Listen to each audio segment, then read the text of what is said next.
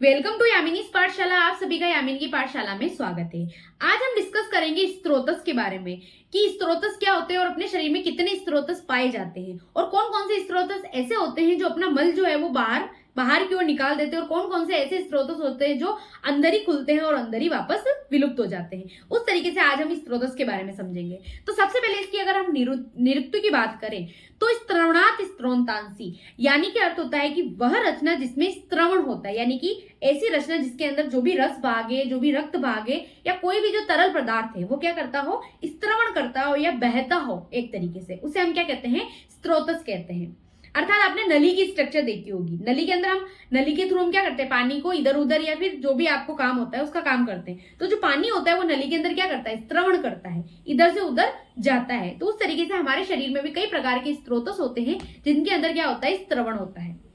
उसे हम क्या कहते हैं, स्त्रोतस कहते हैं। अर्थात इसकी हम परिभाषा की अगर बात करें तो ऐसी रचना या मार्ग जिसमें रसादी धातुएं मल निर्मित होकर एक स्थान से दूसरे स्थान पर जाते हैं, उसे हम क्या कहते हैं, स्त्रोतस कहते हैं। यानी कि कोई भी तरल पदार्थ, कोई भी मल पदार्थ, कोई भी रसादी जो धातु है, रसादी धातु में जैसे रस हो गया, रक्त हो गया, मांस, मेद, अस्थि, मज्जा, शुक्र, ये सब जो धातुएं होती है, वो धातु जब एक स्थान से दूसरे स्थान जाने के लिए जो उनका मार्ग होता है, उनका जो पथ होता है, उनका जो पाथ होता है, उसे हम क्या कहते हैं, स्त्रोतस कहते हैं। अर्थात हम स्त्रोतस के कई पर्याय भी पढ़ते हैं, जैसे शीरा भी एक प्रकार का क्या है, स्त्रोतस है, क्योंकि उसके अंदर ब्लड जो है वो गमन करता है। धमनी, रसायनी, रसवाहिनी, नाड़ी, पथ, मार्ग, छिद्र, अयन, स्थान, आशय, निकेत यानी किसी भी चीज को निकालने के लिए, हृदय और आमाशय, ये भी क्या प्रकार के, एक प्रकार के हम स्त्रोतस के बारे में इसको हम जान सकते हैं। तो ये हो गए स्त्रोतस के पर्याय।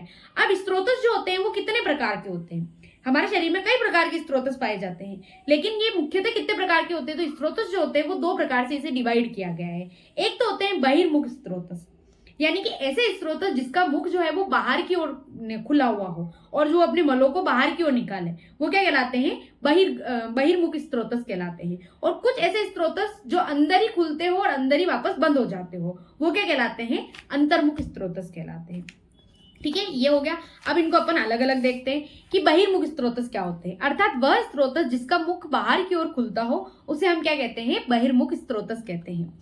अर्थात सुश्रुत और चरक के अनुसार बहिर्मुख स्त्रोतस कितने प्रकार के बताए गए हैं, तो सुश्रुत और चरक के अनुसार बहिर्मुख स्त्रोतस जो है वो पुरुष और स्त्रियों में अलग अलग तरीके से बताए गए हैं। अर्थात जो पुरुष होते हैं उसके अंदर 9 प्रकार के क्या होते हैं, बहिर्मुख स्त्रोतस होते हैं, और स्त्रियों में 12 प्रकार के बहिर्मुख स्त्रोतस होते हैं। वो किस किस प्रकार से होते हैं, जैसे अगर हम पुरुष की बात करें तो उनमें 9 प्रकार के कौन कौन से बहिर्मुख स्त्रोतस है, तो 2 नासा छिद्र, यानी कि पुरुष जो 2 नासा छिद्र होते हैं वो क्या होते हैं, एक तरीके से बहिर्स्त्रोतस होते हैं, बहिर्मुख स्त्रोतस होते हैं।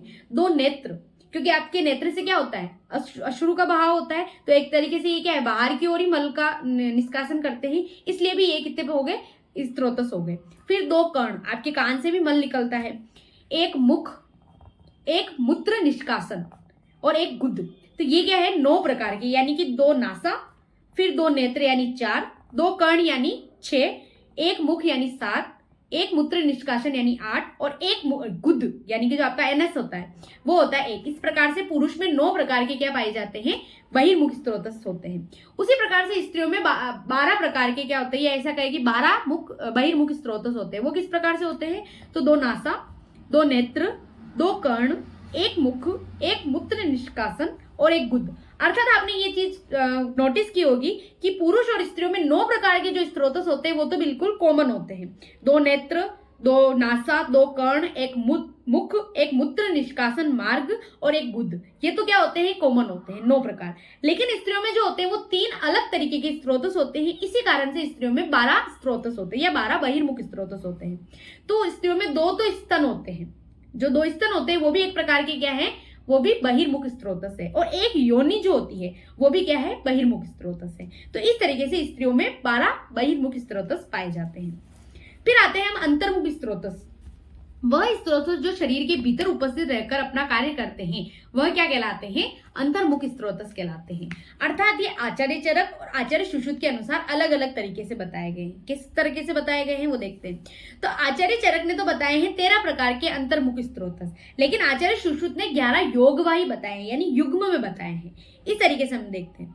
अब आचार्य चरक ने जो बताए हैं वो कौन कौन से है, प्राणवह स्रोतस, उदकवह स्रोतस, अन्नवह स्रोतस, रसवह स्रोतस, रक्तवह स्रोतस, मांसवह स्रोतस, मेदवह स्रोतस, अस्थिवह स्रोतस, मज्जावह स्रोतस, शुक्रवह स्रोतस, मूत्रवह स्रोतस, पुरुषवह स्रोतस, स्वेदवह स्रोतस, और एक आचार्य चरक ने बताया है मनोवाही स्रोतस।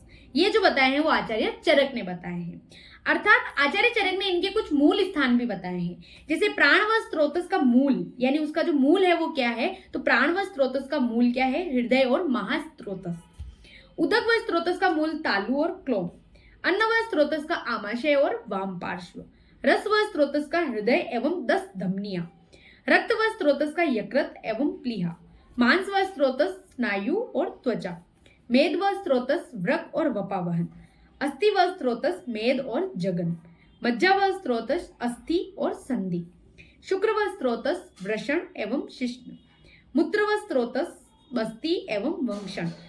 पुरुषवह स्रोतस पक्वाशय एवं स्थूलगुद। स्वेदवह स्रोतस मेद एवं लोमकूप, और मनोवाही स्रोतस हृदय एवं 10 धमनी। ठीक है, इस तरीके से आचार्य चरक ने 13 प्रकार के स्रोतस बताए हैं और उनके क्या बताए हैं, मूल बताए हैं। अब आचार्य सुश्रुत ने 11 योगवाही स्रोतस बताए हैं। वो कौन कौन से हैं, तो आचार्य चरक सुश्रुत ने सबसे पहले बताया है प्राणवह स्रोतस। उसका जो उन्होंने मूल बताया है वो है हृदय एवं रसवाही धमनियां। ठीक है, फिर बताया है उदक। उदक का होता है तालु और क्लोम। फिर थर्ड है अन्नवह स्रोतस, आमाशय एवं अन्नवाही धमनियां। फिर रसवह स्रोतस, हृदय एवं रसवाही धमनियां, ये इसका क्या है, मूल है। फिर है रक्तवह स्रोतस, इसका यकृत प्लीहा एवं रक्तवाही धमनियां। मांसवह स्रोतस, स्नायु त्वचा और रक्तवाही धमनियां। फिर मेदवह स्रोतस, कटी एवं वृक। शुक्रवह स्रोतस, जिसके मूल जो है वो स्तन एवं वृषण।